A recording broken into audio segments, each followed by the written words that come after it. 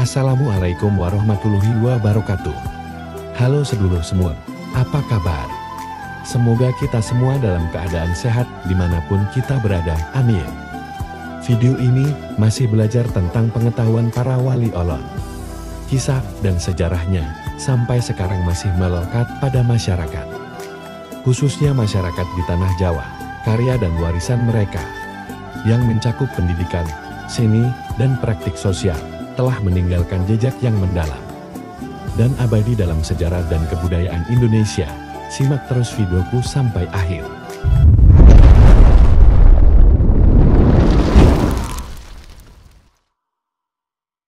Sunan Gresik adalah wali pertama dalam jajaran Wali Songo. Beliau ini memiliki banyak julukan, mulai dari sebagai bapak para wali hingga penyebar ajaran Islam pertama di Pulau Jawa. Beliau adalah bapak dari Sunan Ampel dan merupakan kakek dari Sunan Bonang dan Sunan Derajat. Tidak diketahui secara pasti tanggal dan tahun kelahiran dari Sunan Gresik. Tapi beliau ini meninggal di tahun 1419, tepatnya pada hari Senin, 12 Rabiul Awal 822 Hijriah. Jika melihat dari silsilah keturunannya, Sunan Gresik ini merupakan keturunan ke-22 dari Nabi Muhammad SAW melalui Siti Fatimah yang menikah dengan Ali bin Abi Thalib. Hingga saat ini, asal-usul Sunan Gresik sebenarnya masih menjadi perdebatan. Ada yang mengatakan kalau beliau ini keturunan Arab, tapi ada juga yang mengatakan beliau keturunan dari Uzbekistan. Dan ada juga yang mengatakan asalnya dari Persia. Sunan Gresik memiliki nama asli Maulana Malik Ibrahim. Beliau awalnya dikenal dengan nama Maulana Maghribi. Tapi kemudian, namanya lebih populer dengan julukan sebagai Sunan Gresik. Dijuluki sebagai Sunan Gresik karena tempatnya berdakwah yang paling lama adalah di Gresik, Jawa Timur. Pada tahun 1371, Sunan Gresik pertama kali datang ke kota Gresik dan mulai menyebarkan agama Islam dengan cara berdagang. Beliau kemudian dipertemukan dengan Raja Majapahit dan diperbolehkan untuk menyebarkan agama Islam kepada masyarakat setempat. Sunan Gresik kemudian menetap di desa bernama Sembalu, Kecamatan Manyar, Kabupaten Gresik. Di sanalah beliau pertama kali mendirikan masjid di desa Pasucinan, Manyar. Tidak terdapat bukti sejarah yang meyakinkan mengenai asal keturunan Maulana Malik Ibrahim. Walaupun pada umumnya disepakati bahwa beliau bukanlah orang Jawa asli. Sebutan Syah Maghribi yang diberikan masyarakat kepadanya kemungkinan menisbatkan asal keturunannya dari wilayah Arab Maghrib di Afrika Utara. Babat Tanah Jawi versi J.J. Meensma menyebutnya dengan nama Mahdum Ibrahim As-Samarkandi, yang mengikuti pengucapan lidah Jawa menjadi Syekh Ibrahim As-Samarkandi. Beliau memperkirakan bahwa Maulana Malik Ibrahim lahir di Samarkand, Asia Tengah. Namun demikian, kemungkinan argumen yang terkuat adalah berdasarkan pembacaan J.P. Mokwet atas baris kelima tulisan pada prasasti makamnya di Desa Gapura Wetan, Gresik, yang mengindikasikan bahwa beliau bermula dari Kasan, suatu tempat di Iran sekarang. Terdapat sebagian versi mengenai silsilah Maulana Malik Ibrahim. Beliau pada umumnya dianggap merupakan keturunan Rasulullah Shallallahu Alaihi Wasallam melalui jalur keturunan Husain bin Ali, Ali Zainal Abidin, Muhammad Al-Bakir, Jafar As-Sadiq, Ali Al-Uraidi, Muhammad Al-Nakib, Isa Ar-Rumi, Ahmad Al-Muhajir, Ubaidullah, Alwi Awal, Muhammad Sahibus Saumiyah, Alwi Ad-Sesani, Ali Halikasam, Muhammad Syahib Mirbatu, Alwi Ami Al-Fakir, Abdul Malik Ahmad Han, Abdullah Al-Asamad Han, Ahmad Syahjalan, Jamaluddin Akbar Al-Husaini Maulana Akbar, dan Maulana Malik Ibrahim. Tidak hanya masjid saja yang dibangun pertama kali oleh Sunan Gresik, tapi juga pesantren. Menjadi wali Songo pertama yang menyebarkan ajaran Islam di Pulau Jawa, Sunan Gresik memegang peranan penting dalam pendirian pesantren. Mendapat kepercayaan dari Raja Majapahit untuk menyebarluaskan ajaran Islam di Tanah Jawa. Sunan Gresik yang diangkat sebagai Syah Bandar ini mendirikan pesantren pertama di desa Pasucinan tersebut. Tidak diketahui secara pasti Apakah Sunan Gresik membangun pesantren terlebih dahulu atau membangun masjid lebih dulu? Tapi di desa tersebut menjadi lokasi pertama dari pembangunan masjid dan pesantren di Jawa. Masjid yang dinamakan dengan nama Masjid Pesukinan hingga saat ini masih tetap berdiri dan menjadi masjid tertua di Pulau Jawa. Pada masa-masa awal kedatangannya di Tanah Jawa, Sunan Gresik mengalami sebuah kejadian saat beliau sedang mengembara. Ketika itu, cuaca sangat terik karena sudah berbulan-bulan tidak ada hujan di daerah tersebut. Di tengah perjalanannya mengembara, beliau melihat banyak orang berkerumun sambil mengerumuni panggung bebatuan. Di atas bebatuan tersebut, ternyata ada seorang gadis yang berpakaian putih, dengan kedua tangan yang dicengkeram oleh dua orang lelaki berbadan besar. Di dekat gadis itu juga ada seorang yang sedang membacakan mantra sambil memegang pisau.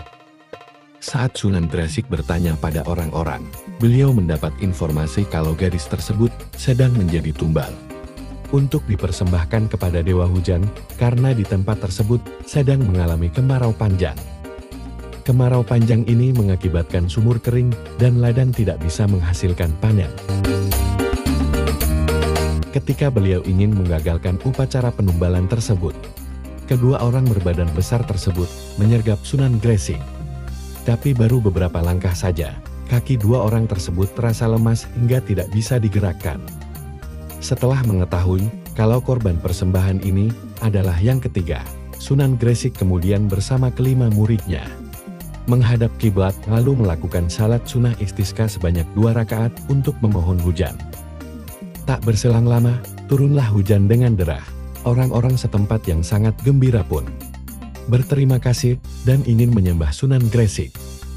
Tapi hal tersebut dilarang oleh beliau dan menyuruh mereka untuk mengucapkan syukur pada Allah Subhanahu wa Ta'ala. Orang-orang tersebut kemudian diajarkan mengucapkan 2 kalimat syahadat dan diajak untuk memeluk agama Islam. Inilah kisah dakwah pertama dari Sunan Gresik di Pulau Jawa. Salah satu cara yang dilakukan oleh Sunan Gresik dalam berdakwah adalah dengan membuka praktik pengobatan gratis kepada masyarakat setempat, terutama rakyat yang kehidupan ekonominya kurang mampu. Beliau memiliki kemampuan untuk mengobati orang karena beliau dulunya pernah belajar ilmu pengobatan tradisional. Beliau pun memanfaatkan keahliannya ini untuk berdakwah. Beliau tidak pernah membeda-bedakan golongan masyarakat, baik itu golongan kelas bawah, tengah, hingga atas dianggapnya sama. Inilah yang membuat Sunan Gresik memiliki pengaruh kuat di masyarakat. Kemampuannya sebagai tabib pun terdengar hingga kerajaan Majapahit. Sehingga beliau pernah diundang oleh raja untuk mengobatinya istrinya yang sedang sakit. Cara berdakwah Sunan Gresik tidak hanya dengan pengobatan gratis saja, tetapi beliau juga berdakwah dengan cara bertani dan bercocok tanam. Beliau mengajarkan masyarakat setempat cara bercocok tanam dan bertani yang benar. Tentu saja beliau mengajarkannya secara gratis. Sambil mengajarkan cara bercocok tanam dan bertani, beliau sambil berdakwah dan mengajarkan agama Islam kepada masyarakat. Dengan begitu, masyarakat tidak merasa dipaksa untuk memeluk agama Islam. Selain dengan bercocok tanam dan bertani, beliau juga mengajarkan tentang cara berdagang dari hasil tanam tersebut. Dalam menyiarkan agama Islam di Pulau Jawa, tentu saja tak mudah. Beliau mengawali dakwahnya dengan damai, kebijaksanaan, dan menggunakan pendekatan kultural. Berikut beberapa cara yang dipakai Sunan Gresik sehingga Islam bisa diterima dengan mudah oleh penduduk Tanah Jawa yang disebutkan dalam buku Wali Songo. Yang pertama, mempelajari budaya dan adat istiadat. Beliau beradaptasi dengan masyarakat setempat dengan mempelajari bahasa Jawa, mengenal adat istiadat, hingga mempelajari kebiasaan yang dilakukan penduduk, seperti mata pencahariannya, pandangan hidup, dan lainnya. Yang kedua adalah membuka warung. Permulaannya Sunan Gresik membuka warung yang mana menjual kebutuhan sehari-hari untuk masyarakat sekitar. Beliau mulai akrab dan membangun kenalan dengan masyarakat dengan aktivitas berdagang. Warung yang beliau dirikan sangat ramai pengunjung, lantaran beliau menjual barang-barang dengan harga murah dan tidak mencari untung. sehingga masyarakat senang dan sering mengunjungi warungnya. Dan yang ketiga, membuka lahan pertanian. Disebutkan, Sunan Gresik merupakan ahli dalam bidang pertanian. Beliau memanfaatkan lahan yang subur untuk menanam bahan pokok seperti padi, umbi-umbian, dan sebagainya. Hasil pertaniannya yang meningkat membuat banyak penduduk ingin belajar kepadanya. Yang keempat adalah menjadi tabib. Sunan Gresik juga pandai dan mengerti tentang masalah kesehatan. Beliau mampu meracik obat-obatan untuk berbagai penyakit, dan orang yang berobat kepadanya banyak mendapat kesembuhan. Dalam praktik pengobatannya, beliau juga tak memungut biaya sepeser pun. Yang kelima, menghapus perbedaan kasta. Karena masyarakat setempat pada kala itu percaya dan ada perbedaan kelas sosial. Beliau mengajarkan ajaran Islam yang mana tak ada perbedaan kasta di dalamnya. Dari sinilah banyak masyarakat yang masuk Islam. Yang terakhir yaitu 6, membangun masjid dan pesantren. Setelah penganut Islam semakin banyak, beliau mendirikan sebuah masjid sebagai tempat ibadah, sarana dakwah, dan pembelajaran agama Islam untuk masyarakat. Sunan Gresik meninggal pada Senin, 12 Rabiul Awal 822 Hijriah atau tepat di tahun 1419 Masehi. Tanggal tersebut kemudian diperingati sebagai Haul Sunan Gresik, yang setiap tahunnya diikuti jemaah lokal maupun luar daerah dari berbagai penjuru. Beliau dimakamkan di Jalan Malik Ibrahim di Desa Gapura Sukolilo, jaraknya sekitar 200 meter dari alun-alun Gresik. Akses ke makam Sunan Gresik mudah dijangkau dengan transportasi umum. Makam Sunan Gresik sering disiarahi dan menjadi salah satu destinasi wisata religi di Gresik. Makam yang bangunannya punya ciri khas ini dikelilingi oleh pemakaman keluarga dan umum. Termasuk salah satunya adalah makam Bupati Gresik pertama, yaitu Raden Pusponegoro. Selain itu, beliau membangun pesantren sebagai tempat untuk menampung penduduk yang ingin belajar ilmu agama kepadanya. Cerita sejarah dari Sunan Gresik ternyata sangat menarik untuk diketahui ya lur. Semoga cerita di atas bisa menambah pengetahuan kita tentang Wali Songo.